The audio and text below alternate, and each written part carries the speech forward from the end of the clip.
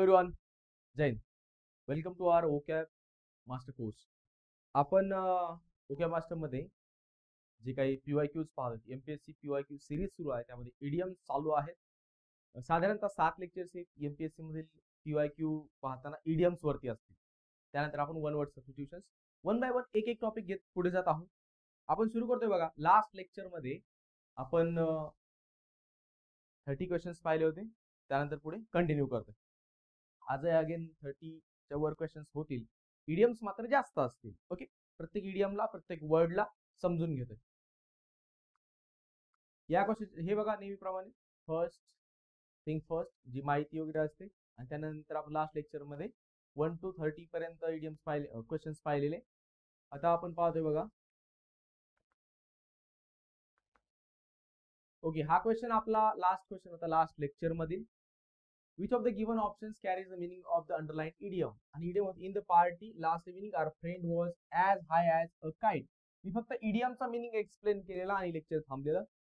As हाय as kite म्हणजे काय? जसं पतंग वर उडवतो आपण, प्रचंड वर उडवतो, राईट? तसंच किंवा त्याच प्रकारे as high as a kite drink केल्याच्या नंतर, ड्रिंक म्हणजे मद्य सेवन केल्याच्या नंतर माणूस असं वर पोहोचतो ना. आमच्या इकडे एक जण होता, तो प्यायचा आणि पिल्यानंतर म्हणायचा की मी, तर विमान या शब्दाला तो इमान म्हणायचा, इमानात बसलोय म्हणायचा. किंवा आणखी पण त्याला एक शब्द असायचा का, इवाईनात बसले, असा एक प्रकार मराठवाड्यामध्ये बोलतात आजही. तर तो असं विमानात बसल्यासारखा त्याला फील यायचा ड्रिंक केल्याच्या नंतर. लाईक दॅट वर जाणार ना. As high as a kite. आता याच्यावर लक्षात राहील का तुमचं? As high as a kite, very drunk is the correct answer. मग राहिलेले 3 ऑप्शन्स आहेत, यांचं एक्सप्रेशन द्यायचं राहिलं होतं म्हणून प्रश्न पुन्हा एकदा घेतला. एक्साइटेड म्हणजे फारच खुश असणं, एखादी गोष्ट करण्यासाठी फारच उत्सुक असणं, बरोबर का? फारच काय असणं? उत्सुक असणं.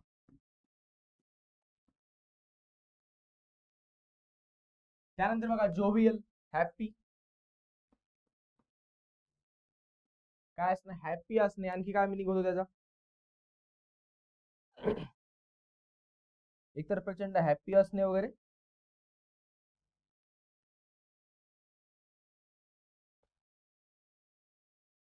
चलो नेक्स्ट क्वेश्चन बघा.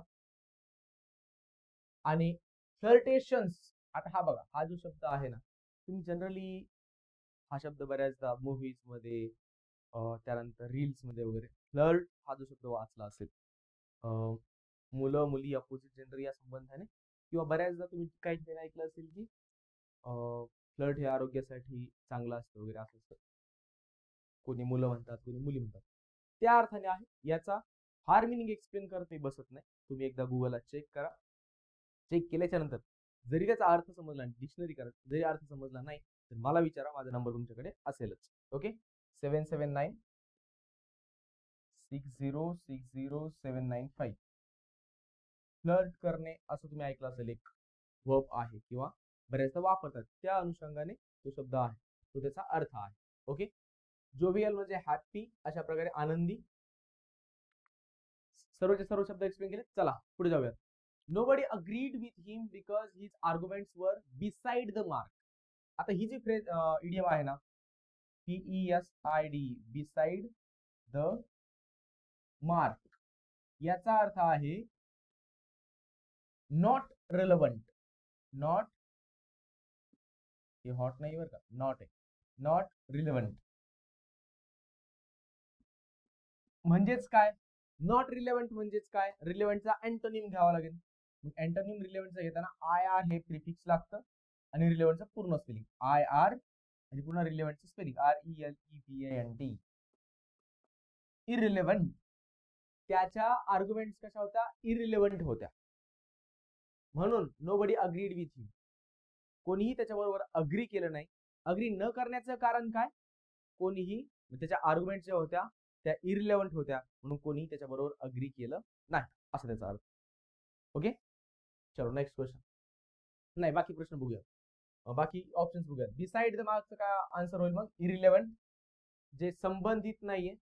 रिलेव्हंट आणि इररिलेव्हंट समजताना, जे मुद्द्याला धरून आहे दॅट इज रिलेव्हंट, जे मुद्द्याला धरून नाही त्याला इररिलेव्हंट म्हणायचं. पुढे बघा, इनकॉम्प्रिहेन्सिबल म्हणजे ज्याचं आकलन होणार नाही अशा प्रकारे. Not easy to understand or hard to understand. Okay. Incomprehensible Marathi शब्द त्यासाठी आहे बघा, अनाकलनीय. अनाकलनीय इंग्लिश मध्ये पण सांगतोय, hard to understand. Okay, hard to understand.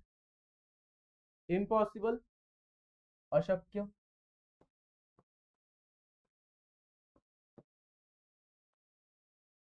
Irresponsible म्हणजे रिस्पॉन्सिबल नाहीये असा.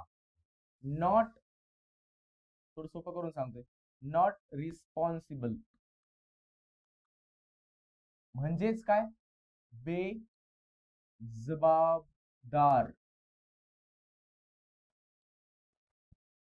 ओके. बिसाइड द मार्क म्हणजे irrelevant. Answer option 4 is the correct answer. Next question, which of the given options carries the meaning of the underlined idiom. आता underline केलेली एक idiom आहे, त्याचं meaning काय होईल ते सांगायचं मला. बघा क्वेश्चन काय, rejecting the entire proposal will be throwing the baby out with the bath water. आता बघा बरं का, एक बाथटब असतं किंवा आपल्याकडे लहान बाळाला एखाद्या छोट्याशा काय म्हणता येईल पाणी घेऊन त्याच्यामध्ये त्याला बसवलं जातं. छोटस बाळ म्हणतोय मी, 1.5 वर्षाचं वगैरे, 1-1.5 वर्षाचं, त्याला त्याच्यामध्ये बसून त्याला आंघोळ घातली जाते. आता काय होतं, आंघोळ घातल्याच्या नंतर ते पाणी फेकून द्यायचं, ओतून द्यायचं. ते बाळ पण त्याच्याबरोबर, थोडक्यात समजून घ्या, लगेच बाळाला काय असं त्याच्यामधून बकेटमधून बाहेर काय कशामध्ये ठेवलं असताना आंघोळ करताना त्यामधून काय ढकलून देणार आहेत असं नाही, फक्त समजून घ्या. आणि अलीकडे ते असं झालं ना की रील्स पाहताना ज्या मम्मीज आहेत यांचं असं झालं की ती मोबाईल, रील्स, मालिका एवढं गुंग झालं की ते असं समोर लावलेलं होते, रील्स वगैरे पाहत होती बाळाची आई, तिने आंघोळ वगैरे घातली आणि ते पाणी ओतून द्यायचं, तिने ते सगळंच ओतून दिलं. असं झालं. म्हणजे काय, throwing the baby out with the bath water याचं मिनिंग समजून घ्या. Discard unnecessary things. बघा, डिस्कार्ड और डिस्कार्ड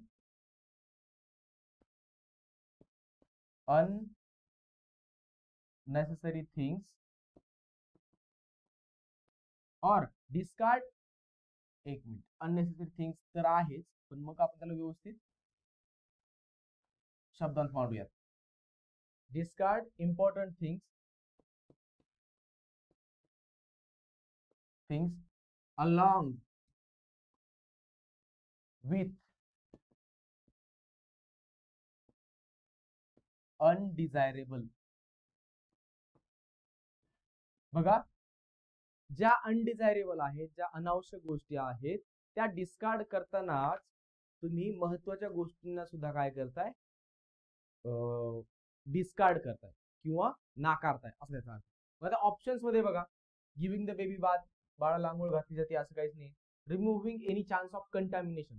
कंटॅमिनेशन म्हणजे काय होणे असतं, आपण भेसळ म्हणतो ना, की जसं की पाण्यामध्ये चांगल्या पाण्यामध्ये काही जर मिसळलं गेलं तर पाणी खराब होतं, राईट, त्याला कंटॅमिनेशन म्हणतात, बरोबर का, भेसळ होऊन जाते. Letting a lot of essential things go. बघा, एसेन्शियल म्हणजे महत्वाच्या, आवश्यक, अत्यावश्यक अशा गोष्टी सुद्धा जाऊ देणं, त्याला म्हणायचं throwing the baby out with the bath water. म्हणजे इतर अनावश्यक आणि अनडिझायरेबल थिंग्स बरोबर महत्वाच्या आवश्यक गोष्टी सुद्धा जाऊ देणं, याला म्हणतात throwing the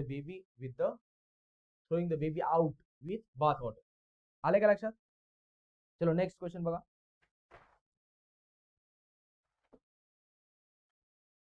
discard something valuable along with other things that are अनडिझायरेबल.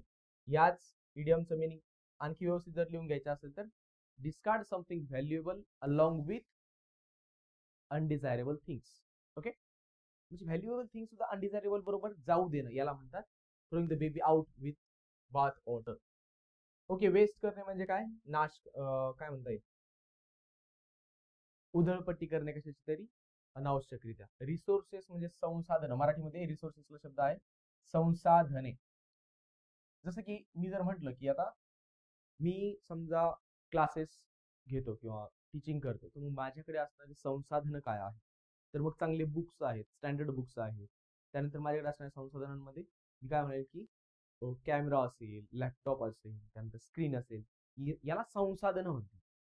आणखी आपण जर विचार केला तर विद्यार्थी म्हणून, एक ऍस्पायरंट म्हणून आपले काय संसाधन असतात? चांगले बुक्स असतात, आपल्या नोट्स असतात, बरोबर. लायब्ररीत जाण्यासाठी बसण्यासाठी असणार ट्रॅक पॅन्ट असेल किंवा नाईट पॅन्ट म्हणतात ते असेल, एक टी शर्ट असेल, बरोबर. हेच आपले संसाधन आहेत त्या काळात. Next question. ऍज फार as globalisation is concern, all the Commonwealth countries are sailing in the same boat. It means, again त्यांनी बघा sailing in the same boat he idiom घेतली. सेम बोट म्हणजे काय? एकाच बोट मध्ये तुम्ही काय करता? सेल करताय, म्हणजे तुम्ही आहेत एकाच बोट मध्ये आहे प्रवास दरम्यान. या इडियमचं मिनिंग आहे, आता बघा, मी परीक्षा देतोय, तुम्ही परीक्षा देतात, अशी परिस्थिती आहे. समजूयात आपण अशी परीक्षा आहे की मी परीक्षा देतोय, तुम्ही सुद्धा परीक्षा देता, आणि आपण पूर्व अटेम्प्ट केली. पूर्व अटेम्प्ट केल्याच्या नंतर कट ऑफ जिथे लागणार आहे, कट ऑफ पेक्षा साधारणतः 2-3 मार्क्स आपल्याला कमी जर आले, तर आपण काय म्हणणार? एकमेकांना बोलताना जास्त काही हे नको करू, नाराज होऊ नको. आपल्याकडे नेक्स्ट अटेम्प्ट आहे किंवा आपण पुढची परीक्षा आहे, आपण त्याची तयारी करू. We are in the same boat. आले का लक्षात? म्हणजे दोघांची असेल किंवा सगळ्यांची असेल, सारखीच परिस्थिती असते. आता बघा, sailing in the same boat, we are sailing in the same boat असं म्हणता येईल आपल्याला. मग त्याचा अर्थ काय? All the Commonwealth countries have the same facilities. Facilities विषयी नाही बोललं जाते. All the Commonwealth countries have the same predicament. आता फॅसिलिटीज म्हणजे काय? सुविधा. Okay. All the Commonwealth countries have the same. Commonwealth countries माहिती का तुम्हाला? कॉमनवेल्थ म्हणून एक संघटना आहे, ज्यावरती म्हणजे ज्या देशावरती ब्रिटिशर्स यांनी राज्य केलं, त्या सगळ्या कंट्रीजचा एक ग्रुप आहे, त्याला कॉमनवेल्थ म्हटलं जातं. मग या कॉमनवेल्थ यातील बऱ्याचशा राष्ट्रांवरती, म्हणजे सगळ्याच राष्ट्रांवरती ब्रिटिशर्सचं काय होतं? राज्य होतं, किंवा त्यांनी तिथं राज्य केलेलं होतं, रूल केलेलं आहे. आणि त्या देशांची मिळून एक संघटना आहे, त्याला कॉमनवेल्थ असं म्हणतात. Okay. All the Commonwealth countries have the same predicament. आता प्रिडिकामेंट शब्द समजून घ्या. प्रिडिकामेंट म्हणजे कठीण प्रसंग, बाका प्रसंग अशा अर्थाने, म्हणजे वाईट प्रसंग असणे, वाईट परिस्थिती असणे, त्याला प्रिडिकामेंट असं म्हणतात. आले का लक्षात? मग all the Commonwealth countries are sailing in the same boat म्हणजे काय? All the Commonwealth countries have the same predicament, म्हणजे सगळ्यांसमोर तसा वाईट प्रसंग आहे, किंवा सगळेच राष्ट्र, सगळेच देश त्या वाईट परिस्थितीतून जात आहेत, असं त्याचा अर्थ. कळाले? All the Commonwealth countries have the same predicament. All the Commonwealth countries have the same amenities म्हटले. अगेन, ज्या काही सोयी सुविधा असतात, त्या सोयी सुविधांना अम्युनिटीज असा शब्द आहे. लिहून घ्या, सोयी सुविधा.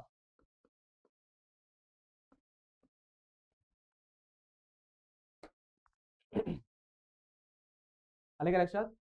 आणखी एक कॉमनवेल्थच्या अनुषंगाने जर तुम्हाला सांगायचं जर म्हटलं तर युएस आहे, युनायटेड स्टेट्स ऑफ अमेरिका.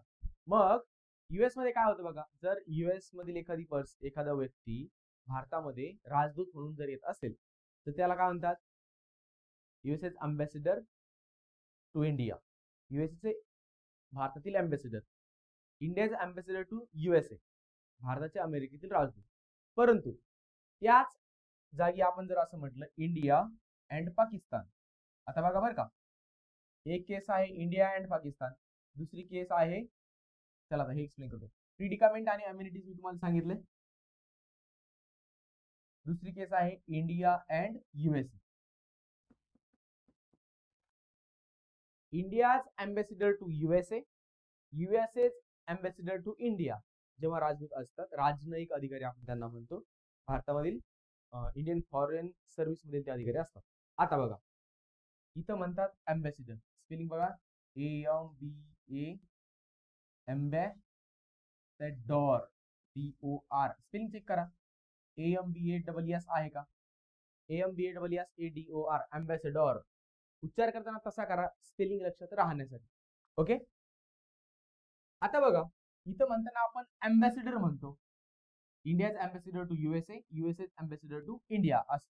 परंतु या का अँबॅसिडर म्हणायचं, कारण यापैकी इंडियावर जरी ब्रिटिशर्सनी राज्य केलेलं असलं तरी सुद्धा युएसए वरती केलेलं नव्हतं, म्हणून युएसए त्या संघटनेमध्ये नाही.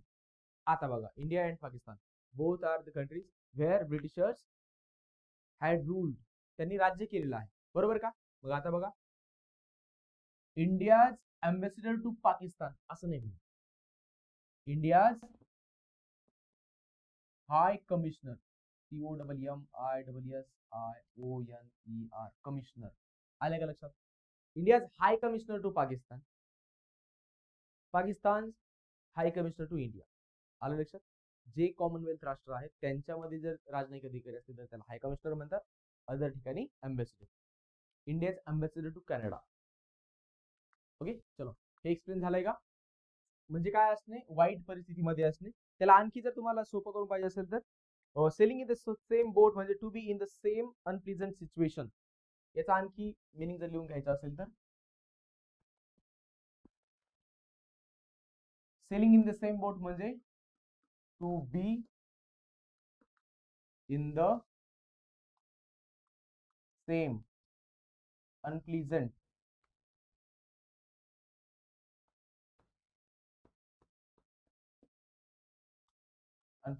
सिच्युएशन. म्हणजे सर्वजण सारख्याच वाईट संकटात असणे, सेम वाईट संकटात असणे. ओके, चलो next question. Give the meaning of the phrase owe a debt. याला डेप्ट नाही म्हणायचं बरं का, जरी बी असला ना, बघा ODEBT, जरी बीटी असेल तरी त्याला डेप्ट असं नाही म्हणत, डेट बी सायलेंट आहे. ओ अ डेट म्हणजे काय, ऋणात असणे कोणाच्या तरी,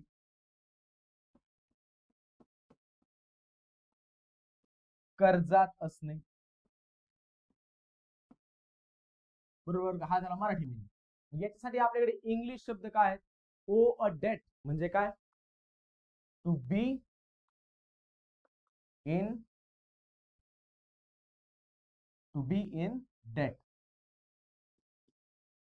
कर्जात असणे. हा झाला एक. टू बी इन डेट कोणाशी तरी काय असणे आपण. आता बघा, ओ अ डेट म्हणजे आपण एखाद्याला काहीतरी देणे असणे किंवा त्याच्या ऋणात असणे, कर्जात असणे. म्हणजे याच्यासाठी एक आहे टू बी इन डेट. आणखी काय होईल इंग्लिश मध्ये, आपण त्याला काय म्हणतो, ग्रॅटिट्यूड म्हणतो बघा, किंवा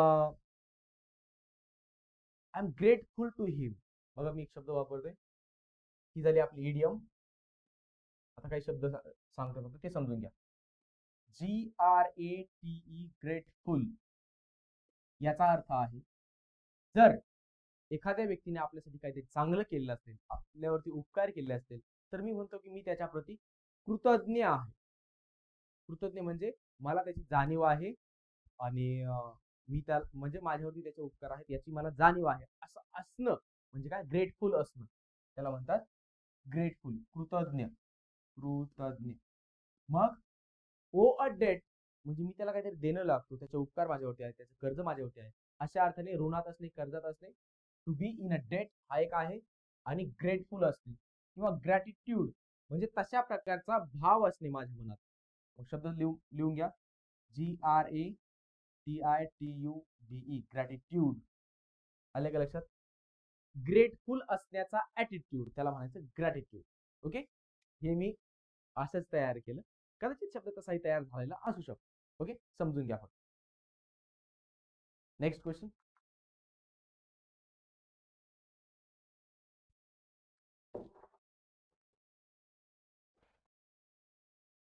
चला नेक्स्ट क्वेश्चन बघा. Choose the suitable. ओके, काय ऑप्शन राहिलेत का. येस, आन्सर आहे टू बी इन डेट, ऋणात असणे, कर्जात असणे. म्हणजेच काय, ओ अ डेट म्हणजेच हे बघा, ओ च्या नंतर स्पेस आहे बरं का, OWEO अ, पुढचा शब्द आहे डेट, DEBT. आता हे डेट म्हणजे काय, कर्ज. हा प्रश्न समजून घेताना तुम्हाला वेगळं डेटवाला जर कोणाला आठवलं नाही ना, तर असं व्हायचं की मी इकडे कर्ज कर्ज करायचो, ऋण कर्ज वगैरे, तुम्ही आपलं वेगळ्या डेट कडे निघायचे. म्हणजेच कोणतं वाला डेट, DAT, डेट म्हणजे काय, तारीख. Same spelling. आणखी एक मिनिंग आहे खारीक खोबरं. तुम्हाला माहिती खारीक खोबरं खजूर याच्यामधील जी खारीक असते ना, ते खारीकला म्हणतात डेट. बरोबर का? म्हणजे आणखी एक मिनिंग झाला. आणि याचा आणखी एक मिनिंग तयार होतो डेट, जे की डेटवर जाणंवालं वगैरे आहे ना आजच्या तुमच्या भाषेमध्ये, तर तो एक डेटवाला शब्द आहे. ओके, लक्षात घ्या. ग्रेटफुल मी तुम्हाला सांगितलं कृतज्ञ असणे. आपण नेक्स्ट क्वेश्चन कडे जाऊया. क्वेश्चन बघा. Choose the suitable phrase from नाही बरं का. Okay, choose the suitable phrase form for the following so as to bring out the correct meaning. बरोबर आहे. आपल्याला फ्रेज फॉर्म ओळखायचा आहे, जे इथं दिलेलं आहे. नो फिलिंग वेल और नॉट फिलिंग वेल. इथे नॉट पाहिजे, ऍक्च्युली नॉट पाहिजे, त्यांनी नो दिलंय का, नॉटच आहे. इथं नो चुकून टाईप झालं, नॉट करा इथं. Not feeling well. ओके, तुमच्याकडे दिलेल्या जी जी काही पीडीएफ आहे त्याच्यामध्ये ते नॉटच असेल. नॉट फिलिंग वेल याच्यासाठी सुटेबल फ्रेज फॉर्म ओळखायला सांगितलं, जेणेकरून काय होईल, करेक्ट मिनिंग येईल. नॉट फिलिंग वेल साठी आता प्रश्न बघा, STI 2014चा आहे. अशाच प्रकारचा प्रश्न, या फ्रेजचं जे आन्सर आहे तेच आन्सर त्यांनी सेंटेन्स मध्ये दिलं. आणि ग्रुप बी मेन्स 2020 याची जाहिरात 20 मध्ये आली, प्रिलिम्स 21 मध्ये झाली, मेन्स 22 मध्ये झाली. ती परीक्षा ग्रुप बी मेन्स 2020 या परीक्षेच्या मुख्य परीक्षेमध्ये त्यांनी एक सेंटेन्स दिलं आणि सेंटेन्स मध्ये शी हॅज बीन, सेंटेन्स काय होतं बघा, त्यांनी आउट ऑफ सॉर्ट्स हा शब्द वापरला होता. She has been out of sort, she has been out of sorts for the last 3 days अशा प्रकार. नाही नाही, सेंटेन्स बघा, मी लिहून देतो. For the last 3 days. Just मला आठवला याचं जे काय आन्सर आहे त्यावरून. For the last 3 days she has been OUT of sort. बघा बरं का, त्यांनी सांगितलं होतं की एरर शोधा, find the error or spot the error for the last 3 days. त्यांनी मग अशा प्रकारे त्याला 3 सेगमेंट्स मध्ये डिवाइड केलं होतं. For the last 3 days she has been out of sort. आता सेंटेन्स मध्ये थोडंसं इकडे तिकडे होईल, मी सेंटेन्सचा थोडासा क्रक्स घेतलाय, फक्त मला सांगण्याचा प्रयत्न केलाय. मग त्यांनी आउट ऑफ सॉर्ट वापरलेलं होतं, तर ते आउट ऑफ सॉर्ट नसतं. मग काय असतं, आउट ऑफ सॉर्ट्स. आले का लक्षात? त्यांनी यस ठेवला होता, आउट ऑफ सॉर्ट एवढंच केलं होतं. मग आउट ऑफ सॉर्टचं तसं काही मिनिंग नाहीये. आउट ऑफ सॉर्ट्स म्हणजे काय, नॉट फिलिंग वेल. बघा बरं का, आउट ऑफ सॉर्टचा अर्थ आहे नॉट फिलिंग वेल, म्हणजे तब्येत ठीक नसते, बरं न वाटणं. आले का लक्षात? मग नॉट फिलिंग वेल त्यांनी तसं इथं दिलंय आणि त्याचा मिनिंग विचारलंय. काय एक्झॅक्ट मिनिंग होतं, तो आहे आउट ऑफ सॉर्ट, तब्येत ठीक नसणे, बरं न वाट. ओके, आता हे बाकीचे बघा, टू फॉल डेड वगैरे हे काही नाही, त्यांनी अशाच प्रकारे ऑप्शन्स दिलेले आहेत. मग नॉट फिलिंग वेलचा अर्थ आहे आउट ऑफ सॉर्ट, तब्येत ठीक नसणे. इथं त्यांनी सेगमेंट ए केला होता, सेगमेंट बी आणि सेगमेंट सी, आणि एरर नसेल तर नो एरर 2020 ला विचारलेला प्रश्न, जो की अलीकडे 2022-23 मध्ये झालेल्या परीक्षांमध्ये स्पॉटिंग द एरर म्हणजे एरर शोधण्यासाठी प्रश्न विचारले जातात. कधी एक कधी दोन प्रश्न आहेत. Okay, next question. We just manage to pull the game dash dash. मग काय, we just manage to pull the game out of the fire. मग एखाद्या गेमला आउट ऑफ द फायर करणे म्हणजे काय, त्याला काय करणे, प्रोटेक्ट करणे. टू, बघा, out of the fire is the correct answer. आणि मग याचा अर्थ काय, टू प्रोटेक्ट समथिंग और to free something, to make free, to make free हा त्याचा अर्थ आहे. किंवा आणखी काय होईल, टू लिबरेट. आलाय का लक्षात? We just manage to pull the game out of the fire. मग ते आउट ऑफ द फायर त्याला मॅनेज कसं केलंय, we just manage to pull the game out of the fire. मग त्यापासून प्रोटेक्ट करणं किंवा त्यापासून फ्री करणं, त्याला लिबरेट करणं. प्रोटेक्ट करणं, फ्री करणं, त्याला लिबरेट करणं म्हणजेच काय, त्याची त्या प्रकारे काळजी घेणं. बरोबर का, त्याला फ्री करून म्हणा, त्याला प्रोटेक्ट करून म्हणा. Okay, out of the water. Okay, out of the blue ही एक आपली इडियम आहे बरं का, आउट ऑफ द ब्ल्यू. आता हे लक्षात आलं का, out of the fire, to protect, to make free और टू लिबरेट. मग आपल्याकडे मी याला वाईप आउट करतोय. आता जे काही लिहून दिले होते तीनही अर्थ होते आउट ऑफ द फायरचे. आउट ऑफ द ब्ल्यू म्हणजे काय, अचानक, अचानकपणे मराठी मिनिंग झालं. याला इंग्लिश मध्ये काय म्हणतो आपण, अनएक्सपेक्टेडली. म्हणजे कोणत्याही गोष्टीची वॉर्निंग न देता, पूर्वकल्पना न देता, अनएक्सपेक्टेडली. आपण म्हणतो ना, we came together to celebrate our friend's birthday, but there was a surprise and he came or he appeared out of the blue. आम्ही तिथे जमलो होतो आमच्या एका मित्राचा बर्थडे सेलिब्रेट करण्यासाठी, आणि दुसरा एखादा मित्र अचानक, माहित नव्हतं किंवा काही कल्पना नव्हती, अचानक तो तिथे अपीयर झाला, तो तिथे आला. आले का लक्षात, त्याला म्हणायचं out of the blue. He appeared out of the blue म्हणजे काय, अनएक्सपेक्टेडली तो तिथं आला. Okay, out of the red ही एक इडियम आहे, out of the red. Out of the रेडचं काय मिनिंग आहे,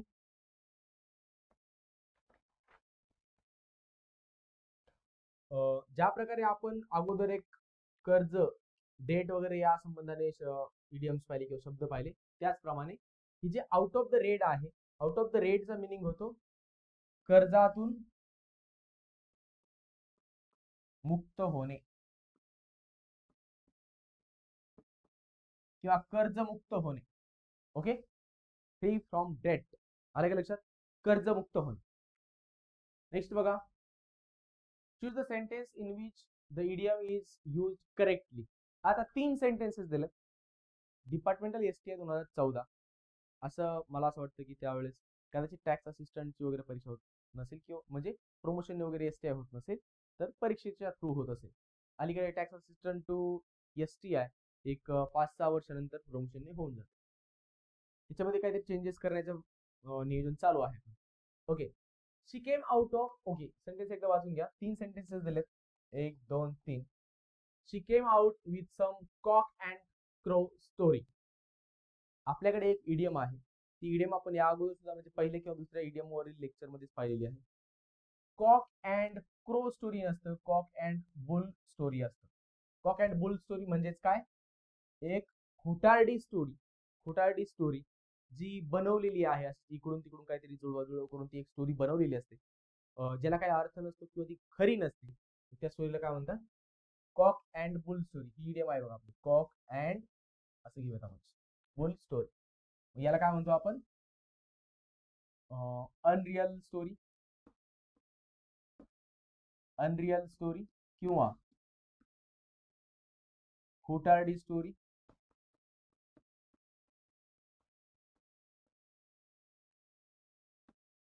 STORY. आले का लक्षात, कल्पनेतली स्टोरी म्हणजे बनवलेली, कल्पक स्टोरी वगैरे अशा अर्थाने. He had to eat a humble pie. To eat a humble pie ही एक आपली इडियम आहे. आता इथं त्यांनी काय दिलं होतं, कॉक अँड क्रो स्टोरी, ती इडियम आपली चुकीची दिली होती. To eat a humble pie ही बरोबर स्टोरी आहे. टू ईट अ हंबल पाय म्हणजे काय करणे, आपल्याला क्षमा मागावी लागणे किंवा क्षमा मागणे, टू अपोलोजाइज. मग टू ईट अ हंबल पाय याचा मिनिंग काय होतो, टू अपोलोजाइज. स्पेलिंग बघा, टू अपोलो GISE, क्षमा मागणे किंवा माफी मागणे आपण म्हणतो बघा. काही जर चुकलेलं जर असेल एखादं, अलीकडे असं झालंय, बोलताना जर काही चुकलं तरी लगेच कोणतरी येतो आणि नम्रपणे माफी मागतो की आमचं चुकलं, तर ते आहे टू अपोलोजाइज. आले का लक्षात, टू ईट अ हंबल पाय. मग ही इडियम त्यांनी बरोबर वापरलेली आहे. सी बघा, relief to farmers is like robbing Peter to pay Smith.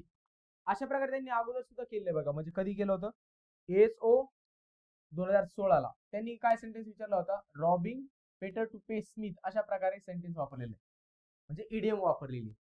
Actually त्या इडियम मध्ये स्मिथ नाहीच आहे. ती इडियम कशी आहे, rob PETER Peter to pay Paul. आता बघा ही जी इडियम आहे यामध्ये रॉब करणे म्हणजे काय, रॉबरी, चोरी करणे म्हणतो ना आपण, त्या प्रकारे. मग चोरी कोणावरती करायची, पीटर वरती. चोरी करायची पीटरवर, जेणेकरून कोणाला पैसे द्यायचे आपल्याला, पॉलला. याच्यामध्ये पीटर आणि पॉलच आहे, स्मिथ कुठंच नाही. त्यांनी ते चुकीचं बनवलेलं आहे, स्मिथ चुकीचा शब्द वापरलेला आहे. एवढंच चेक केलं की तुम्हाला ती इडियम माहित आहे की नाही. Rob Peter to pay Paul याचा अर्थ असा आहे, एकाकडून घेऊन दुसऱ्याला देणे. हा झाला त्याचा एक्झॅक्ट मिनिंग, एकाकडून घेऊन दुसऱ्याला देणे. बोलताना बरेचदा असं म्हणतात की तुम्हाला जर एखाद्याचे काहीतरी पैसे वगैरे जर द्यायचे असतील तर मग तुम्ही काय करता, ए कडून घेता आणि बी ला देता. जस्ट तुम्ही काय करता, तुमच्याकडे पैसे नाहीये, तुम्ही क्रिएट नाही करू शकत, तयार नाही करू शकत, मग तुम्ही जर तुम्हाला पे कडून पॉल कडून घेतलेले पैसे मिटवायचे तर तुम्ही पीटर कडून घेता आणि पॉलची मिटवता. म्हणजे काय झालं, पॉल जरी क्लिअर झाला असला तरी आता पीटरचे पैसे राहिले आपल्याकडे. मग ती सायकल चालू राहतं, याच्याकडून घे त्याला दे, त्याच्याकडून घे दुसऱ्याला दे, अशा प्रकारे. Rob Peter to pay Paul. मग त्यांनी सी मध्ये पण चुकीचं बनवलेलं आहे. त्यांनी विचारलं की करेक्ट कोणता आहे, choose the sentence in which the idiom is use correctly. Correct आपलं फक्त बी आहे, ए आणि सी इनकरेक्ट आहे. Only B is correct. Number 2 is the correct answer. Rob Peter to pay Paul. Next question बघा. Which of the given options carries the meaning of the underlined idiom? Now that he has thrown down the gauntlet, we will have to work harder. Now that he has thrown down the gauntlet. आता बघा. Now that he has thrown down the gauntlet, we will have to work harder. आता आपल्याला जास्त काम करावं लागणार आहे. का बरं, कधी करावं लागणार आहे? मग आपल्याकडे एक इडियम आहे, throw down the gauntlet. THROW, throw. आता थ्रोन हा शब्द पास्ट टेन्स मध्ये आहे बघा, हॅज वापरला त्यानंतर V3 वापरावं लागणार, म्हणून मग ती इडियम पास्ट टेन्स मध्ये यूज झाली. परंतु आपली मूळची इडियम काय, throw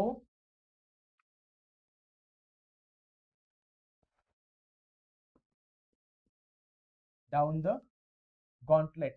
GAUNTLET, throw down the gauntlet. मग या इडियमचं मिनिंग काय आहे, थ्रो डाऊन द गॉन्टलेट म्हणजे, थ्रो डाऊन द गॉन्टलेट म्हणजेच काय, टू फेस क्रिटिसिझम. क्रिटिसिझमला फेस करणं किंवा एखादं आव्हान स्वीकारणं. आता बघा, now that he has thrown down the gauntlet म्हणजे त्यांनी त्यात आव्हान स्वीकारले, म्हणून आपल्याला आणखी काम करावं लागणार आहे, हार्डवर्क करावं लागणार. आलं लक्षात. मग हा जो ही आहे तो त्यांचा सिनियर असू शकतो, त्याने त्या आता काहीतरी चांगलं काम करण्याचं आव्हान स्वीकारलं, म्हणून आता आपल्याला सुद्धा जास्त काम करावं लागणार. आले का लक्षात. अशा प्रकारे आपण त्या सेंटेन्सला लक्षात घेऊया. थ्रो डाऊन द गॉन्टलेट याचं मिनिंग आहे to face criticism. Okay, to face criticism म्हणजे एखादं आव्हान स्वीकारणे किंवा तसं बघायला गेलं तर टीका स्वीकारणे वगैरे किंवा टीकेला सामोरं जाणे अशा प्रकारे सुद्धा होईल, परंतु ते आव्हान स्वीकारले सेंटेन्सच्या अनुषंगाने. याचा अर्थ जर टू फेस क्रिटिसिझम असला तरी सेंटेन्सच्या कॉन्टेक्स्ट मध्ये काय होईल, आव्हान स्वीकारणे.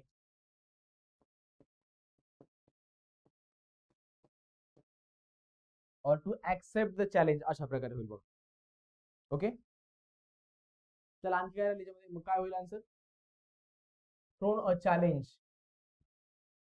Now that he has thrown down the gauntlet, we will have to work harder. Back off. आता तुम्हाला एक फ्रेजल वर्ब देतो, बॅक ऑफ. आता हे पास्ट टेन्स मध्ये आहे, त्याचं इडियम चेक, मिनिंग चेक करायचंय आणि आपल्या नंबरवरती मला सेंड करायचं. इन्क्रीज म्हणजे वाढवणे, शब्दांची मिनिंग लिहून घ्यायला. इन्क्रीज म्हणजे वाढवणे. कॉम्पेन्सेशन म्हणजे नुकसान भरपाई. कॉम्पेन्सेशन, एखादं जर काही दुर्घटना वगैरे जर झाली तर समोरची व्यक्ती काय करते, नुकसान भरपाई मागते, तर ते आहे नुकसान भरपाई. टर्न्ड व्हिशियस. व्हिशियस म्हणजे काय, आपण त्याला दुष्ट म्हणतो बघा, दुष्ट. जसं मी तुम्हाला व्हिशियस सायकल एक्सप्लेन केलं होतं, दुष्ट चक्र तयार होतं. गरिबीतून असाक्षरता, असाक्षरतेतून पुन्हा गरिबी वगैरे, बेरोजगारी वगैरे आणि पुन्हा गरिबी, अशा प्रकारे. तर त्याला विशियस म्हटलं होतं, की दुष्टचक्र म्हणा विशियस सायकलला, किंवा त्या अर्थाने वाईट असा अर्थ आहे vicious. Okay. Next question. Choose the most appropriate phrase for the underlined words. His company is passing through difficult times. म्हणजे फार वाईट काळातून जाणे, वाईट प्रसंगातून जाणे. ओके. किंवा ते फेस करणे, त्याला म्हणतात passing through the difficult times. म्हणजे याच्यासाठी आपल्याकडे एक इडियम आहे. ती इडियम आहे इन द डोल्ड्रम्स. म्हणजे we are in the doldrums these days. आम्ही सध्या वाईट प्रसंगातून, वाईट काळातून जातो. आमच्या बरोबर सध्या बऱ्याचशा वाईट गोष्टी घडत आहेत. We are in the doldrums. आम्ही मोठ्या संकटातून कसं तरी जातोय. We are in the doldrums हा त्याचा अर्थ आहे. मग आता राहिलेले तीनही इडियम समजून घेऊयात. तुम्ही एक सांगायचे बरं मला, फॅक्ट ऑफ या इडियम फ्रेजचा मिनिंग काय आहे ते सांगायचं. बघा, इन अ टेल स्पिन, एक एकचं मिनिंग समजून घेऊ. In a tailspin. In a tail स्पिनचं मिनिंग आहे अ मेंटल कोलॅप्स. म्हणजे एखादं म्हणतो ना आपण मानसिक स्थिती त्याची किंवा तिची ढासळली आहे सध्या. परीक्षेत स्कोर कमी आलाय म्हणा, किंवा आयुष्यामध्ये थोडंसं पर्सनल लाईफ मध्ये उलथापालथ झाली, तर मानसिक स्थिती थोडीशी ढासळली म्हणतो. असं जेव्हा म्हणतो ना आपण, त्याला आपण म्हणतो इन अ टेल स्पिन. म्हणजे काय हे, याचं मिनिंग सांगतो सरळ. इन अ टेल स्पिन इथे येते लक्षात.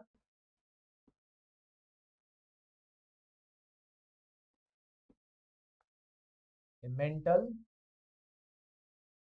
और सायकोलॉजिकल म्हणा, किंवा मेंटल और emotional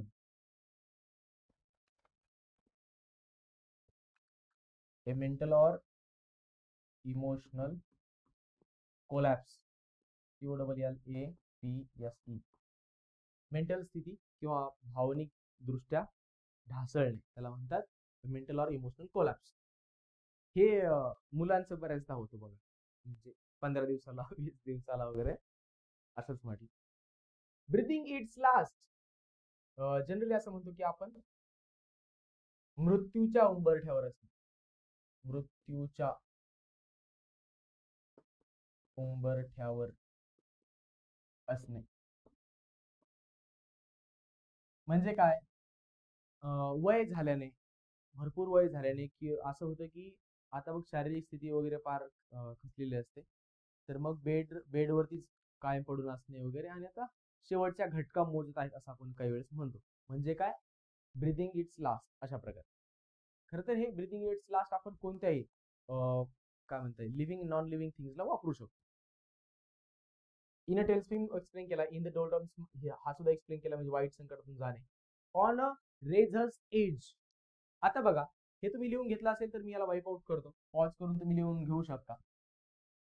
on a razor's age जर म्हटलं, आपण आता कन्सिडर करू, आपल्याकडे एक रेझर ब्लेड असतं बघा, त्याच्या एज म्हणजे काय, त्याचा जो काठ असतो ना किंवा कड असते त्याला एज असा शब्द असतो.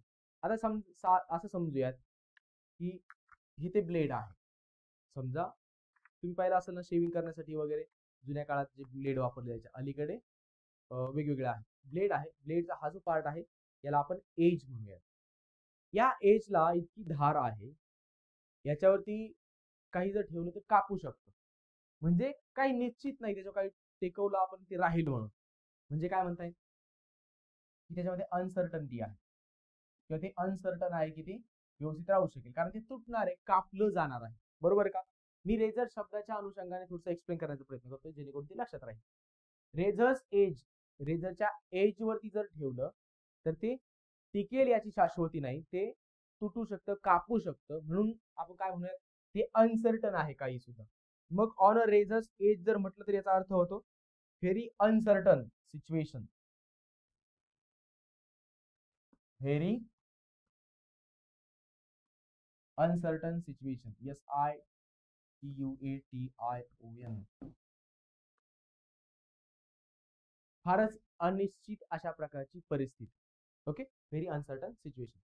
आपला आन्सर काय असणार आहे, इन द डोल्ड्रम्स, वाईट संकटातून जाणे किंवा कठीण प्रसंगाला फेस करावं लागले. Next question. The film world is made up of बिन मॉन्ड. आता त्यांनी दिलंय BEAN, बिन MONDE. ऍक्च्युली ही एक फ्रेंच फ्रेज आहे.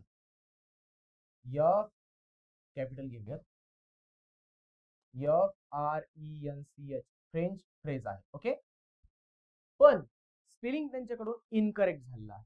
मग इथं बिन नसतं, स्पेलिंग असतं BEAU, ब्यूमॉन्ड, MONDE, ब्यूमॉन्ड. अशा प्रकारची एक फ्रेज आहे. ब्यूमॉन्डचा अर्थ होतो की असा समाज जो फॅशनला लाईक करतो. मग त्याला आपण काय म्हणू?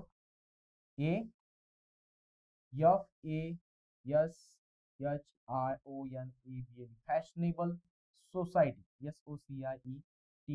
आता जेव्हा मी चेक केलं की ब्यूमॉन्ड म्हणजे काय, फॅशनेबल सोसायटी असा एक त्याचा मिनिंग येतोय. आणि दुसरा मिनिंग आहे number 2, a beautiful world, BEAUTIFUL, beautiful world, WORLD. आले का लक्षात? दोन मिनिंग, एक तर आहे की fashionable society and second one is beautiful world. मग आता बघा, बिन मॉन्ड ऍक्च्युली इथंच चुकल्यामुळे हा प्रश्न त्यांना आयोगाला कॅन्सल करावा लागलेला आहे. परंतु आपण बिन मॉन्ड हे चुकीचं आहे. बिन ब्यूमॉन्ड समजून घेऊयात. This is incorrect, this is correct. मग ब्यूमॉन्डचा अर्थ आहे a fashionable society, a beautiful world. Actual meaning काय झालं असतं, ते जर FBEAU जर असतं, त्यांच्याकडून IN झालेला आहे.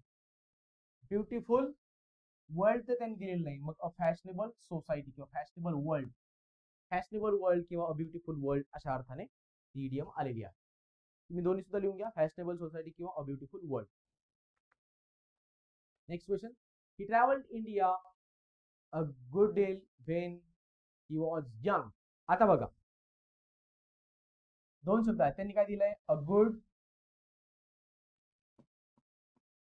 डील.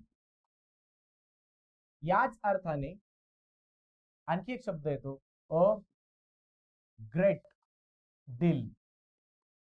ए गुड डील और ए ग्रेट डील याचा अर्थ असतो प्लेंटी, भरपूर. आले का लक्षात? अ गुड डील, और इथं टी झालाय, हा यल पाहिजे. अ गुड डील किंवा याचाच अर्थ आहे अ ग्रेट डील. याचा मिनिंग होतं प्लेंटी. प्लेंटी म्हणजेच भरपूर, जास्त. ओके, आता या इकडे. He travel India a good deal when he was young. तो जेव्हा यंग होता तेव्हा तो भरपूर, त्याने इंडियाला भरपूर भेट दिली. भरपूर भेट दिली म्हणजे काय, इतकी दिली का? काय इतकी दिली? तसं नाही. तो जेव्हा यंग होता तेव्हा त्यांनी जास्त वेळा, बऱ्याचदा, आता बघा, जास्त वेळा, बऱ्याचदा भारताला भेट दिली असं त्याचा अर्थ. मग बऱ्याचदा जेव्हा म्हणायचं तेव्हा आपल्याला हा प्लेंटी शब्द वापरता येईल का, किंवा भरपूर शब्द वापरता येईल का त्या ठिकाणी? नाही. जास्त वेळा, भरपूर वेळा, बऱ्याचदा भेट दिली अशा अर्थाने. मग ऑप्शन्स पैकी बघा, फॉर डुईंग बिझनेस, बिझनेस साठी आलाय असं त्यांना नाही म्हणायचं. त्यांनी अ गुड डील असा शब्द वापरलेला आहे. इन गुड फेथ, चांगल्या विचाराने. तसं काय सांगितलंय का? ते नाही सांगितलं. ऍज अ टुरिस्ट काय म्हणता येईल आपल्याकडे? पर्यटक. टुरिस्ट म्हणजे पर्यटक. टुरिस्ट आणि टेररिस्ट याच्यामध्ये ते शब्दाचं स्पेलिंग लक्षात घ्या. कोणी टुरिस्ट, टेररिस्टला टुरिस्ट आणि टुरिस्ट टेररिस्ट म्हणतात, असं नको करा. आता भरपूर म्हणजे काय, मी म्हणतो ना, बऱ्याचदा भेट दिली, तो बऱ्याचदा येऊन गेला, किंवा तो फार वेळा यायचा अशा अर्थाने. ऑफन, बऱ्याचदा आला. लक्षात? तो जेव्हा यंग होता तेव्हा त्याने भारताला बऱ्याचदा भेट दिली. चला next question. Choose the correct meaning for the phrase. एक फ्रेज आहे बघा, to read between the lines.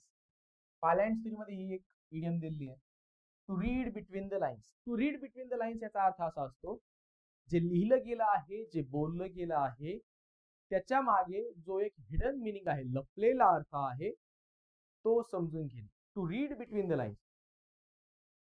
समजा मी असं लिहिलंय बघ, एक लाईन, 2, 3 असं काहीतरी मी एक पॅसेज लिहिला.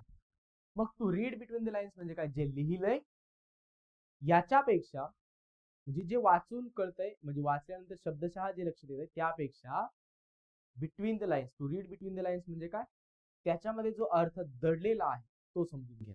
ओके, आता आपण सुद्धा काय करतो, इडियम्स पाहताना जो लिटरल मिनिंग आहे तो नाही घेत, त्याच्या मागे जो अर्थ सांगितलेला आहे त्या इडियमच्या माध्यमातून तो घेतो. आलं का लक्षात?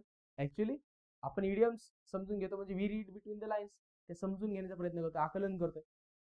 आता to read between the lines याचा मिनिंग आहे, पालंड मध्ये जे दिलंय तेच त्यांनी ऑप्शन मध्ये दिलंय. To read, to see the writer's concealed meaning.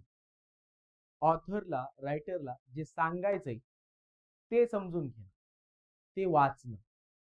त्याने ते ओळींमध्ये जरी मांडलेलं नसलं तरी सुद्धा त्या ओळी वाचल्याच्या नंतर, ते सेंटेन्सेस वाचल्याच्या नंतर त्याचा व्यवस्थित आकलन करून घेणं त्याला म्हणतात to read between the lines. म्हणजेच जो लपलेला मिनिंग आहे, हिडन मिनिंग आहे, त्याला म्हणतात म्हणजे तो समजून घेणं. ओके, कन्सिल्ड, कन्सिल्ड म्हणजे लपलेला, लपलेला. कन्सील करणे म्हणजे काय, लपवणे, लपलेला. त्याला आणखी काय शब्द असू शकतो आपल्याकडे, hidden, HIDDEN. Okay, hidden meaning. तुम्ही एबीपी माझ्यावर अगोदर एक पत्रकार होते राहुल कुलकर्णी, ते आता NDTV मराठी बरोबर आहे, आणि राहुल कुलकर्णी ऑफिशियल अशा प्रकारे त्यांचं युट्यूब चॅनल सुद्धा आहे. तर ते एबीपी माझ्याला असताना, एबीपी माझ्यावर काम करत असताना ते मधली ओळ बनवून घ्यायचे, म्हणजे एक कार्यक्रम चालवायचे, व्हिडिओज बनवायचे, मधली ओळ. तुम्ही युट्यूबला सर्च करून जर पाहिलं ना मधली ओळ, तर त्यांचे व्हिडिओज येतील. म्हणजे काय, एखादी घटना जर घडली ना त्या ठिकाणी जायचं आणि ती घटना समजून घेण्याचा प्रयत्न करायचा. म्हणजे घटना लोकांपर्यंत जशी आली तशाच प्रकारची प्रोजेक्ट इतर लोक करतील, मी नाही करणार, मी ती समजून घेईल आणखी चांगल्या प्रकारे, असं त्यांना म्हणायचे. मग तेव्हा काय करतात ते, त्यातील हिडन मिनिंग जो आहे, कन्सिल्ड गोष्टी ज्या आहेत, लपलेल्या गोष्टी, त्या बाहेर आणण्याचा प्रयत्न करायचे मधली ओळ बनून. आता दुसऱ्या चॅनल बरोबर, टेलिव्हिजन वाहिनी बरोबर ते आहे. बाकीचे मिसअंडरस्टँड म्हणजे काय, मिसअंडरस्टँड करून घेणे म्हणजे काय, गैरसमज करून घेणे. To read too much meaning into something, याला काय अर्थ नाही. To have bad eyesight, हे खरं तर वेगळ्या अर्थाने ऑप्शन्स बनवलेले आहेत. समजून घेण्याचा भाग एवढाच. To read between the lines याचा अर्थ to read writer's hidden meaning or concealed meaning. आणि आणखी एक शब्द काय, कन्सिल्ड म्हणजे लपलेला, एवढंच लक्षात घ्यायचं. Next question, I do not see eye to eye with you at least on this point. तू अशा पॉइंटला हात घातलाय की या पॉइंटला तरी मी किमान तुझ्याबरोबर सहमत होणार नाही. To see eye to eye याचं मिनिंग आपण पाहिलंय, to be in a COMPLET complete agreement, AGREEMENT. ही इडियम रिपीट झाली आहे तरी सुद्धा मी त्याचं मिनिंग सांगतो जेणेकरून ते रिवाइज व्हावं, तुमच्या लक्षात यावं. ओके, म्हणजे काय, टू अग्री, सहमत असणे.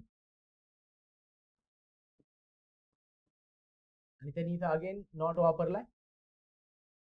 हेच सेंटेन्स किंवा अशाच प्रकारचे सेंटेन्स अगोदर आपण एका लेक्चरमध्ये पाहिले. I do not see eye to eye with you at least on this point. कोणतं सेंटेन्स आहे तुमच्या लक्षात आलं का? राजाजी, तुम्ही पाहिलं असेल, मी तुम्हाला राजाजीचा कोणाला म्हणतात, राजाजी, ती राजगोपालाचारी यांना राजाजी असं म्हणायचे. तर त्यांच्या संबंधाने एक सेंटेन्स होतं की राजाजी काही मुद्द्यांसंबंधी नेहरूंशी couldn't see eye to eye असं म्हटलेलं आहे बघा. आले का लक्षात? चला नेक्स्ट, अब्यूज करणे म्हणजे शिवीगाळ करणे, वाईट बोलणे. अँग्री म्हणजे काय, राग. आता बिकम अँग्री म्हणजे राग येणे वगैरे. Next question, he is always picking holes in every subject. To pick holes ही सुद्धा इडियम आपण अगोदर पाहिली आहे.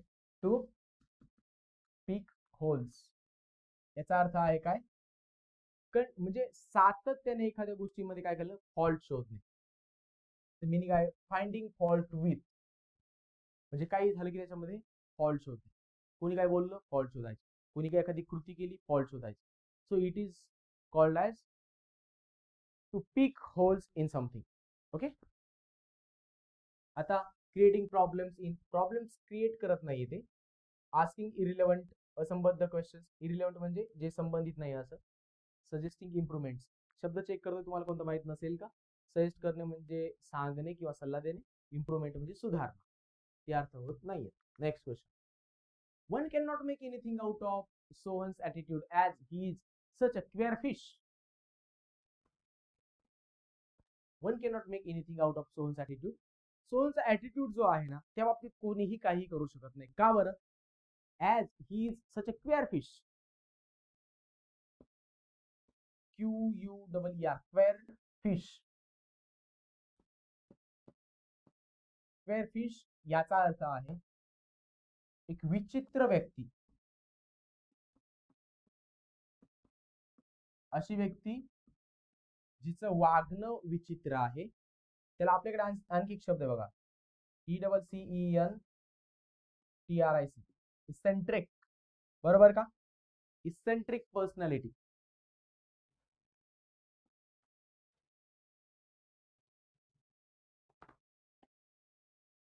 अक्वेअर फिश म्हणजे ECCENTRIC, इसेंट्रिक, अक्वेअर फिश, विचित्र व्यक्ती किंवा अशी एखादी व्यक्ती, असं एखादं पर्सन ज्याचं वागणं बोलणं काय विचित्र आहे, त्याला आपण इसेंट्रिक असा एक शब्द वापरला.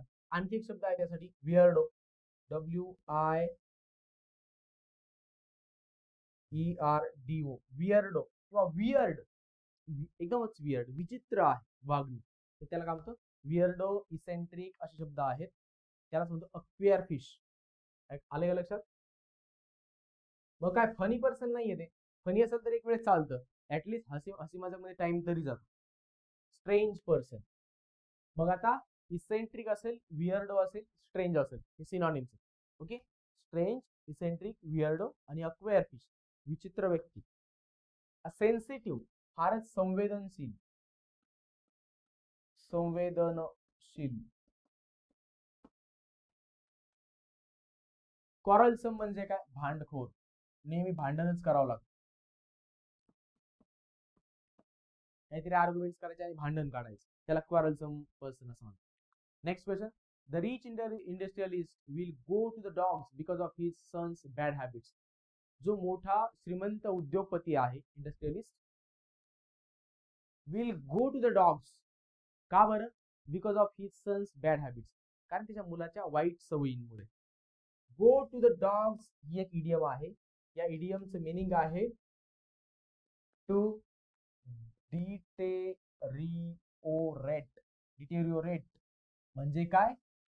एखाद्या गोष्टीचा काय? नाश होणे, नाश होणे, नाश पावणे किंवा परिस्थिती खराब होणे, परिस्थिती आणखी वाईट होणे. आले का लक्षात?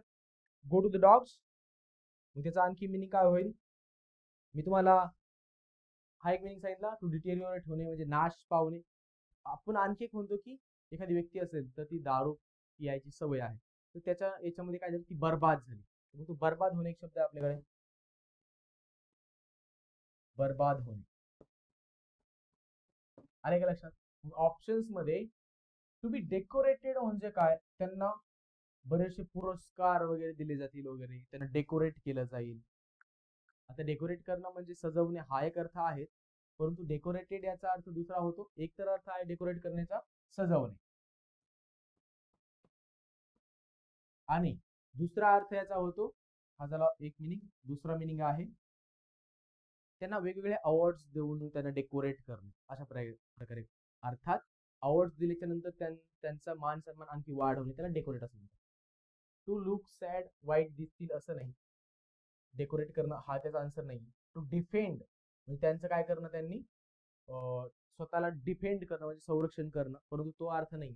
आपण ज्या अर्थाकडे चाललोय तो आहे will go to the dogs म्हणजे डिटेरिओरेट होणे, नाश होणे, बर्बाद होणे, नाश पावणे, म्हणजे टू बी रुइंड म्हणजे काय होणे? अगेन नाश होणे. आले का लक्षात? Will go to the dogs, to be ruined म्हणजे नाश होणे, बर्बाद होणे. आले लक्षात? Next question. The country is always betrayed by the snake in the grass. एक इडियम आहे आपल्याकडे, SNAK, snake in the grass. आजपर्यंतचा इतिहास आहे, असं म्हणतात की खुले शत्रू परवडले, छुपा शत्रू जवळचा. आपण म्हणतो ना की एकदमच जवळच अशी एखादी व्यक्ती जी काय करते, विश्वासघात करते. म्हणजे ओपनली शत्रुत्व चांगलं आहे, ठीक आहे, की लढता तरी येतं, आपल्याला माहित तरी असतं की आपण शत्रू कोण. परंतु जेव्हा एखादी जवळची व्यक्ती असते आणि ती विश्वासघात करते, त्यावेळेस कळत नसतं की आपल्याला लढायचंय कोणाबरोबर, बरोबर का? A snake in the grass म्हणजेच काय? त्याचा आन्सर आहे a, secret, SECRET, a secret enemy, म्हणजे छुपा शत्रू. हे आयुष्यात लक्षात ठेवण्यासारखं आहे बरं का. स्नेक इन द ग्रास हे ओळखता आले पाहिजे. आपल्या आजूबाजूला असणारे विश्वासघातकी लोक जे आहेत ते ओळखता आले पाहिजे. Otherwise will go to the loss, आपला नाश होईल. आलं काय लक्षात? लास्ट क्वेश्चन मध्ये इडियम वापरली. डॉमिनेंट म्हणजे काय? डॉमिनेट करणे म्हणजे आपण म्हणतो की वरचढ असणे एखाद्याच्या बाबतीमध्ये. एम्बिशियस म्हणजे काय? महत्वाकांक्षी. त्याच्या अगोदर एन हे आर्टिकल वापरले, लक्षात ठेवा. महत्वाकांक्षी. काही लोक याचा प्रोनाउन्सिएशन महत्वाकांक्षी असे करतात, कांक्षी नाही, महत्वाकांक्षी. क्रुप्ट पीपल. आता क्रुप्टचं मिनिंग चेक करा. आता पीपल हे नाऊन आहे, मग क्रुप्ट काय असेल हे पण मी सांगणार नाही. जर हे नाऊन आहे पीपल, तर त्याच्या अगोदर येणारा क्रुप्ट हा शब्द काय असू शकतो एवढं एकदा सांगा. हा नंबर दिलेला आहे तुमच्याकडे. क्रुप्ट एक चेक करायचंय. अगोदर तुम्हाला मी बॅक्ट ऑफ अशा प्रकारची एक फ्रेज सांगितलेली, फ्रेजल वर्ब सांगितलेली, ते एकदा चेक करा. आन्सर काय असणार आहे? A secret enemy, a snake in the grass. The news tickled him to death. आता बघा, कोणाला काय वाटेल? टिकल्ड हिम टू डेथ शब्द आहे म्हणजे काहीतरी वाईट घडलं. पण आपण पण बोलताना असं बऱ्याचदा म्हणतो, इतकं हसलो, मला वाटलं म्हणजे पोट धरून धरून हसलो, मला असं वाटतं आता अटॅकच येतो, मरतोय का असं म्हणजे म्हणतो ना आपण. तर एखाद्या वेळेस आपण काय म्हणतो की इतकं नको असं, मरलच मी आता. म्हणजे आपण आनंदाने सुद्धा त्या पॉइंटला पोहोचत असतो, राईट? तर इथं टिकल हिम टू डेथ असा जरी शब्द असला तरी सुद्धा मिनिंग त्याचा निगेटिव्ह सेन्स मध्ये नाहीये. मिनिंग त्याचा एकदम पॉझिटिव्ह आहे. टिकल हिम टू डेथ म्हणजे आश्चर्यचकित होणे किंवा एकदमच आश्चर्याने काय म्हणता येईल, सरप्राईज होणे वगैरे अशा अर्थाने. मग काय? Greatly amuse is the correct answer. Greatly amuse, मोठ्या प्रमाणात फारच आश्चर्य होणे या अर्थाने. पेंड म्हणजे दुःख. ऍक्च्युली PAIN असा शब्द आहे, त्याला त्यांनी ईडी वर्ब केलाय. दुःख होणे, मारणे. फ्राइटन्ड म्हणजे घाबरणे. ओके, शब्दांची मिनिंग लिहून दिले. The news tickled him to death, greatly amuse मोठ्या प्रमाणात आश्चर्यचकित होणे, फारच आश्चर्य होणे अशा अर्थाने.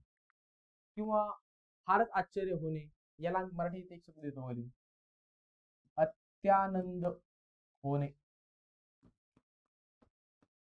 ओके, चलो next question. It became an instant truism that politics meant selfishness. हे आहेच ना, सेंटेन्स वाचा बघा. It became an instant truism that politics meant selfishness. It became an instant truism, हे एक अशा प्रकारचं सत्य आहे, कोणी नाकारणार नाही की पॉलिटिक्स काय एक स्वार्थीपणा आहे, स्वतःचे इंटरेस्ट जपण्याचं ते एक साधन आहे. पॉलिटिक्स म्हणजेच सेल्फ इंटरेस्ट आलं. मग ते इंटरेस्ट कोणत्याही प्रकारचे असते, बरोबर का? जिथं पॉवर आली ना, सत्ता, ते सत्तेसाठी कोणी झगडतो स्वतःच्या इंटरेस्टला जपण्यासाठी. मग ते कोणीही असो, कोणत्याही स्थानावरची व्यक्ती असो, कोणत्याही देशाचा पंतप्रधान असो, कोणत्या राज्याचा मुख्यमंत्री असतो, सेवा वगैरे काही काही नसतं, ते बोलायला असतं. ओके, सो इन्स्टिट्युइझम या शब्दाचा अर्थ आहे म्हणजे TRUISM, ट्रुइझम या वर्डचं मिनिंग आहे, आपण त्याला एकदमच ओपन ट्रूथ म्हणूयात किंवा एकदम ऑब्वियस असं सत्य आहे. सूर्य पूर्वेला उगवतो, किती एकदमच काय म्हणता येईल त्याला, ऑब्वियस ट्रूथ आहे. त्याला तुम्ही आता युनिव्हर्सल म्हणाल किंवा सायंटिफिक ट्रूथ, जिओग्राफिकल ट्रूथ असं काही म्हणाल तुम्ही, परंतु ते एक ऑब्वियस ट्रूथ आहे.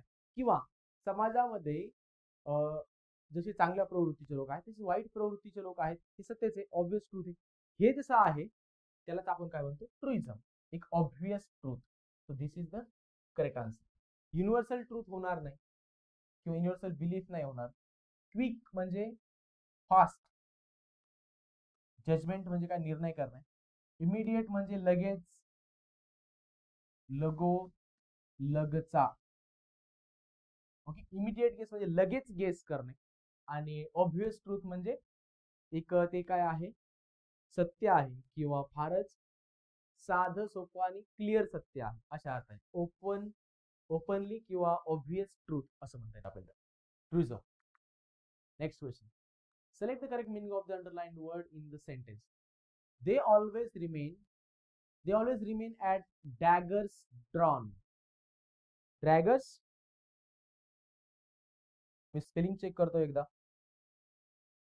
They always remain at, मला असं का वाटतं की सेंटेन्स मध्ये एखादं स्पेलिंग चुकीचं आहे. एकच minute.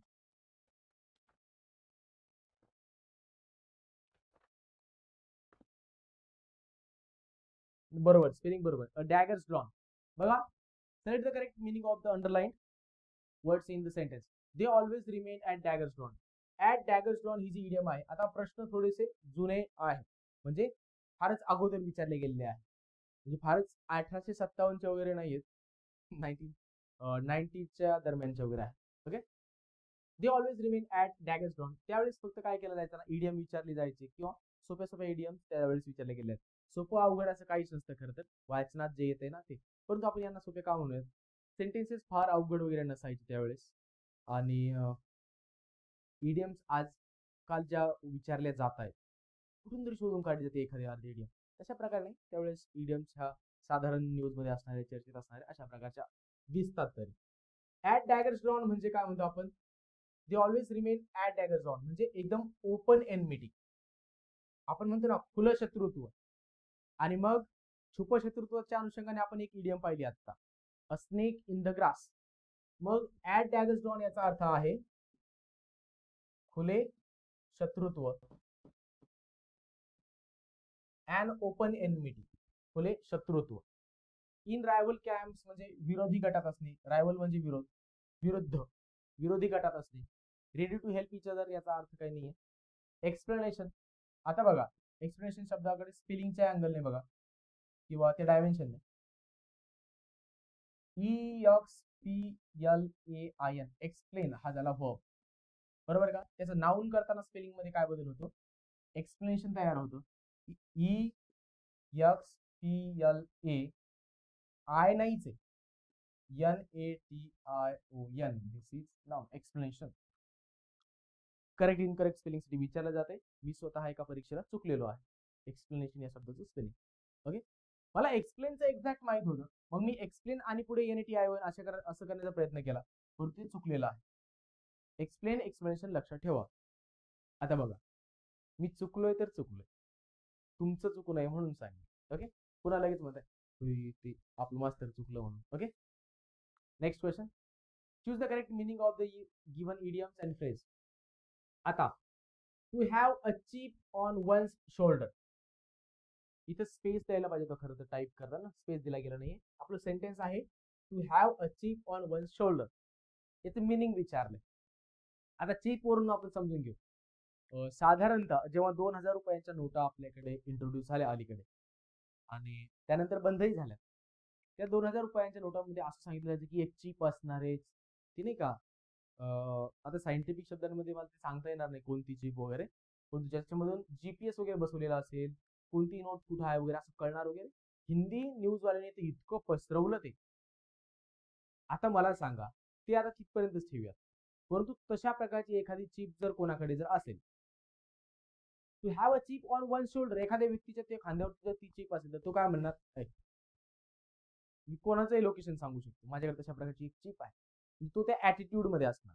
Okay, to have an angry or unpleasant attitude. Actually मला तुम्हाला जस्ट हिंट करायचं होतं की तशा प्रकारचा ॲटिट्यूड आणि गर्व वगैरे असणार वगैरे.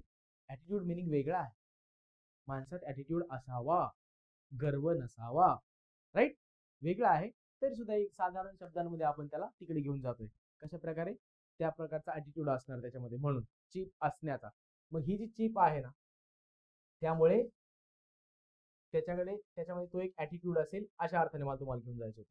मग मिनिंग काय होतोय बघा, to have an angry or unpleasant attitude. अशी एखादी व्यक्ती जी रागीट असते किंवा कोणालाही व्यवस्थित बोलणार नाही. म्हणजे त्याचे जर कोणी ज्युनियर्स असतील ना, सबऑर्डिनेट्स काम करणारे, त्याने किती चांगलं काम केलं तरी याने खुश व्हायचंच नाही. तसंच तोंड पडलेलं, तसेच तोंड बारा वाजले.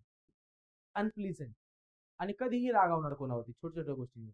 त्याला म्हणायचं to have a chip on his shoulder or one's shoulder. Next,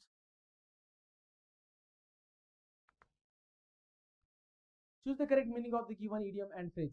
To add fuel to the fire.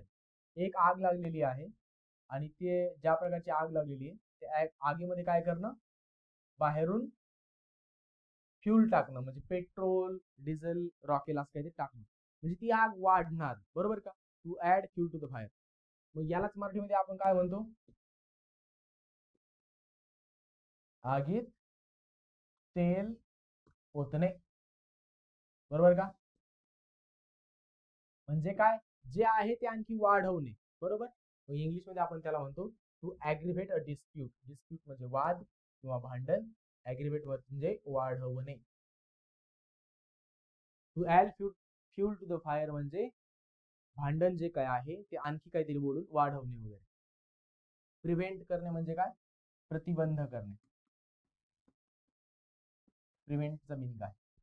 त्यानंतर to put more wood in the fire, हे लिटरल मिनिंग झाला. लिटरल आपल्याला कधीच बघायचं नसतं, आपल्याला त्यातला हिडन मिनिंग बघायचा असतो. आलं लक्षात? Next, choose the correct meaning of the given idiom phrase. By dint of. By dint of याचा अर्थ आहे बाय मीन्स ऑफ, च्यामुळे. मग आता बाय डिंट ऑफ असेल किंवा बाय मीन्स ऑफ असेल, हे आपला आन्सर आहे बघा. बाय मीन्स ऑफ, त्यामुळे, एखाद्या गोष्टीमुळे असं असं घडलं असं आपण म्हणतो ना. मग त्याच्यासाठी असणारे फ्रेजेस कोणकोणते आहेत? By dint of, by means of, ही एक झाली. Number 2, as a result of, again म्हणजे याच्यामुळे. आलं लक्षात? Number 2, RESULT, as a result of. Number 3, by means of, as a result of, by dint of. याच्या बरोबरच आणखी एक प्रकारे फ्रेज तयार होते, ऑन ACCOUNT, अकाउंट ऑफ, च्यामुळे. आलं लक्षात? By dint of, by means of, as a result of, on account of, च्यामुळे, एखाद्या गोष्टीमुळे. He achieved that kind of success on account of, as a result of, by means of, by dint of hard work. Hard वर्कने त्याने तशा प्रकारचं success मिळवलं. Okay. Choose the correct meaning of the given idiom phrase. Bid one's time. आता ही एक phrase आहे. BID, bid, ONE time. Bid one's time म्हणजे काय करणे? वाट पाहणे. पाहणे, वाट पाहणे, वेट करणे. वाट पाहणे असेल, वेट करणे असेल, किंवा आणखी आपण काय म्हणतो? To await, AWAIT. आलं का लक्षात? मग टू वेट पेशंटली, संयमाने वाट पाहणे, is the correct answer. Bide one's time. Impatient म्हणजे काय? संयम नसणे, असंयमी किंवा संयम नसणे. अरोगंट म्हणजे उद्धट, उद्धटपणे वागणे, उद्धटपणे बोलणे, उद्धट. फाईट विथ पीपल, लोकांशी भांडण करणे. Fight with people. प्रत्येक ऑप्शनचं मिनिंग तुम्हाला एक्सप्लेन करतोय. Choose the correct meaning of the given idiom and phrase. Thrown into basket. आपली मूळची इडियम आहे THROW, throw into basket, BASKET. To throw into basket याचा अर्थ आहे, आपण बघा एखादं डस्टबिन वगैरे असेल तर त्याच्यामध्ये कोणत्या गोष्टी टाकतो ज्या आपल्या कामाच्या नाहीत, ज्याचा काही यूज होऊ शकत नाही, युजलेस आहेत, निरुपयोगी आहेत, अशा गोष्टी आपण त्या डस्टबिन मध्ये टाकून त्या बास्केटमध्ये टाकतो. आलं का लक्षात आता? Throw into basket. इंटू का वापरलाय? आपण प्रिपोजिशन शिकताना काय म्हणतो? जिथं मुवमेंट असेल तिथं आपण इंटू वापरतो. लक्षात ठेवायचं इंटू आलाय सेंटेन्स मध्ये. ग्रामर अशा प्रकारेच करायचं असतं. थ्रो इंटू बास्केट जर निरुपयोगी गोष्ट असेल तर ते आपण युजलेस आहे म्हणून टाकून देतो. म्हणजे काय? Prove useless. जर आपण एखादं प्रपोजल घेऊन आपल्या सिनियर कडे गेलो आणि म्हटलं की आपण असं असं करूयात, then within seconds he throws into basket. म्हणजे काय? तू काहीतरी सांगतो आणि म्हणतो की हे काही कामाचं नाही, म्हणजे युजलेस ठरवतो त्याला. आलं लक्षात? To prove useless. This is the correct answer. Discard करणे याचा अर्थ असतो नाकारणे. थ्रो अवे म्हणजे दूर फेकणे. लिटरल मिनिंग आपल्याला घ्यायचा नाही. वेस्ट करणे म्हणजे काय? नासधूस करणे वगैरे या अर्थाने. नेक्स्ट क्वेश्चन बघा. ऑन आवर ओन he has built buildचा past tense आणि past participle built आहे. he has built that much of big empire on his own. आले का लक्षात? ऑन हिज ओन म्हणजे इंडिपेंडेंटली, स्वतः. तशा प्रकारे त्याने काय केलंय? ते एम्पायर उभं केलेलं आहे ऑन हिज ओन. डेंजरसली म्हणजे धोकादायकरित्या. फॉर वन सेल्फ म्हणजे स्वतःसाठी. डेंजरसली धोकादायकरित्या.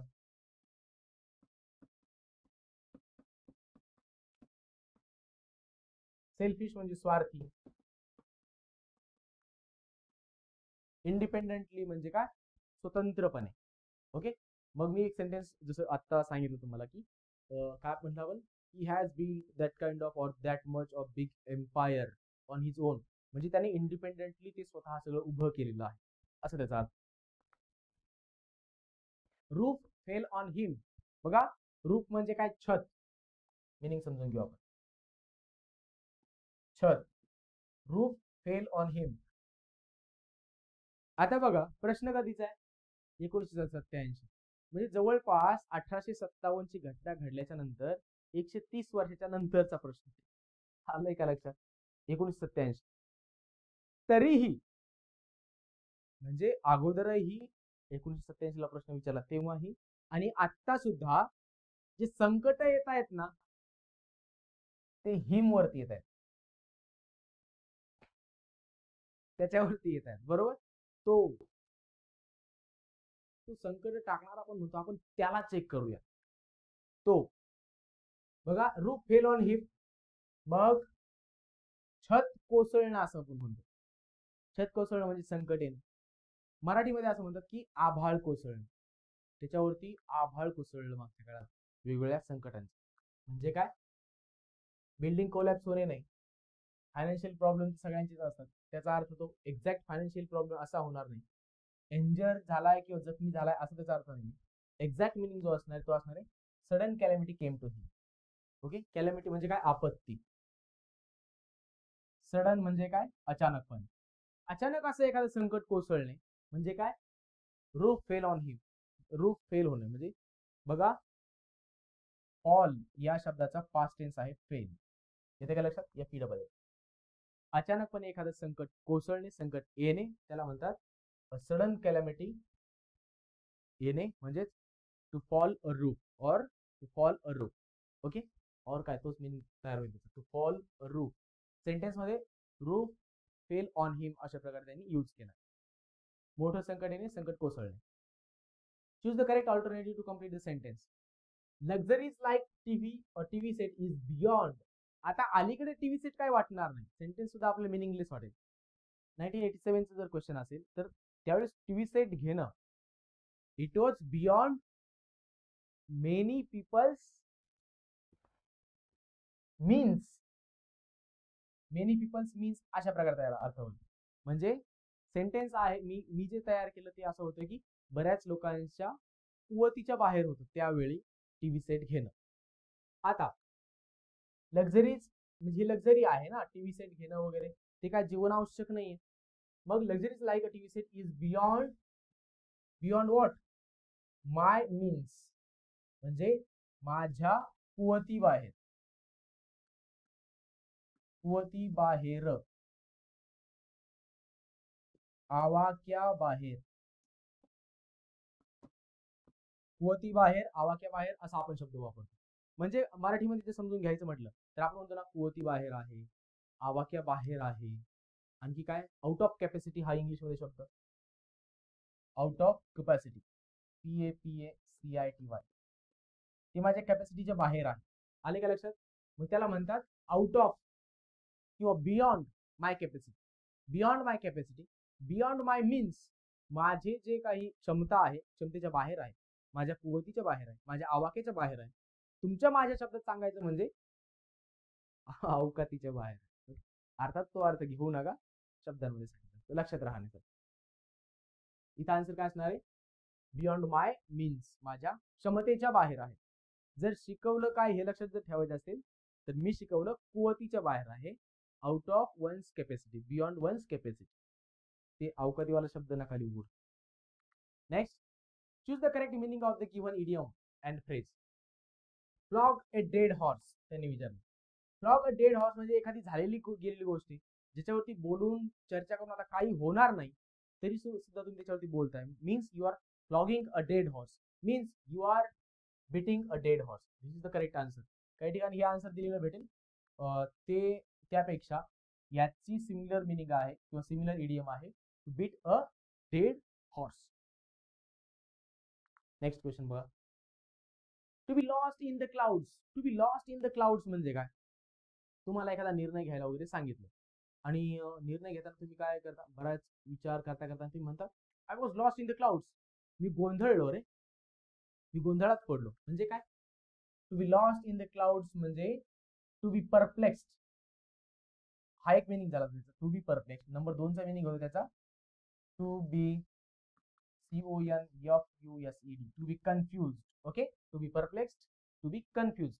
कन्सिल्ड म्हणजे लपलेला, हा शब्दाचा अर्थ, लपलेला, हिडन. बाकी हे 3 ऑप्शन्स त्याने असेच बनवलेले. To be lost in the clouds याचा अर्थ होतो गोंधळणे किंवा गोंधळात पडणे. कन्फ्यूज होणे म्हणजे to be confuse, to be perplex. Confuse आणि परप्लेक्स एकमेकांचे सिनोनिम्स आहेत. Next question, to meet one's Waterloo. आता ही एक इडियम आहे. या इडियमचं या ठिकाणी जस्ट मी तुम्हाला मिनिंग सांगतोय. आपण डिटेलमध्ये त्याचा जो अर्थ असेल किंवा स्टोरी असेल ती नंतर एखाद्या लेक्चरमध्ये समजून घेऊयात. त्याचा earth to meet one's Waterloo याचा अर्थ असाच आहे की पराजय होणे किंवा पराजय स्वीकारणे, पराजय होणे. Okay, to meet one's Waterloo, to meet one's final defeat. This is the correct answer. Defeat म्हणजे काय? पराजय. डिफीट म्हणजे पराजय. मग एखाद्याला पराभव स्वीकारावा लागणे, पराभव पाहावा लागणे, त्याला म्हणतात टू मीट वन्स वॉटरलू. वॉटरलूची लढाई वगैरे ही एकदा मी म्हणतोय की ती इडियम आपण नंतर समजून घेऊया. जस्ट लास्ट एक क्वेश्चन आहे. Hard up. हार्ड अपचं मिनिंग आहे short of money for a short time. म्हणजे काय असणे? पैशांची कमतरता असणे, एखाद्या विशिष्ट कालावधीसाठी वगैरे पैशांची कमतरता असणे, त्याला म्हणतात short. SHORT, short of something म्हणजे कमतरता असणे, कमतरता असणे. आणि हार्ड अप हा बऱ्याचदा पैशांच्या संबंधाने येतो, म्हणून आपण इथे लिहूयात पैशांची कमतरता असणे.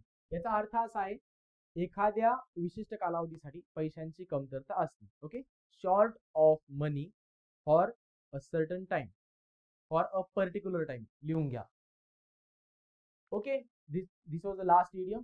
या लेक्चर मध्ये आपण इथं थांबतोय बघा. आजही आपण साधारणतः मोर दॅन 30 क्वेश्चन्स पाहिले. इडियमचा जर विचार केला तर मोर दॅन 60 इडियम्स आपण पाहिलेले आहेत. वर्ड्स त्याहून जास्त पाहिले. ओके, या लेक्चर मध्ये आपण इथं थांबतोय. नेक्स्ट लेक्चर मध्ये लवकरच भेटू. तोपर्यंत जय हिंद.